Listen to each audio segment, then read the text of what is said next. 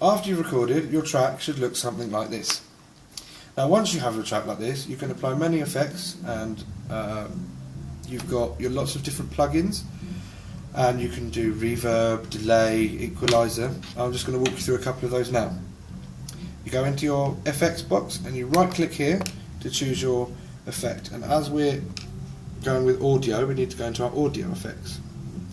At the moment I'm only going to walk you through the basic ones, so I'm going to take you into Sonitus. We're going to come across here and I will show you your basic delay. Your basic delay window will look like this. A quick and easy calculation to work out how to get your delay to sound nice and even is if you divide your tempo by 45 and then insert that time into this box up here. Or you can manually sync your tempo up here. And I'm now going to take you to a different effect. I'm just going to close that one and bring it back exactly where we came before. Now I'm going to walk you through a reverb. Your reverb is to give the sense of space to your recording. So for instance, if you recorded your voice in a very dry room, it would sound very thin, and you would need it is always more natural to fill it out with a bit of reverb, because that's how people hear in rooms. With your reverb you can select different presets, and you have lots of different sizes stuff here. Like, for instance, you can go for cathedral if you're recording an orchestra. You've got your female vocals, or you've got for a snare drum, for instance, and then you can manually manipulate your choice through here.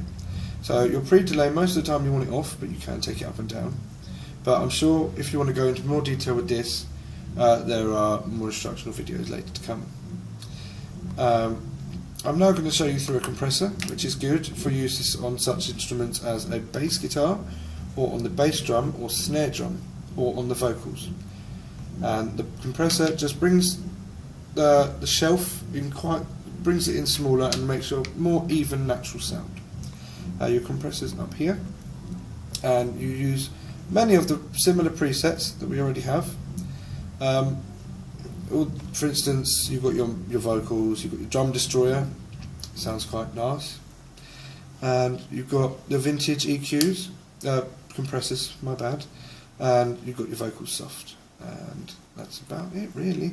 And then obviously you can manually manipulate in here, and you can bring up and down your gain, which is when it's peaking, it's up here. There's a red flash. By the way, I thought I might add the fact that all these plugins come free with your version of Sonar. You don't have to buy anymore. There are many out there available, but these ones will be more than happy to get you going. And the last one I'm going to take you through is your equalizer. This is very good and needed on most audio tracks.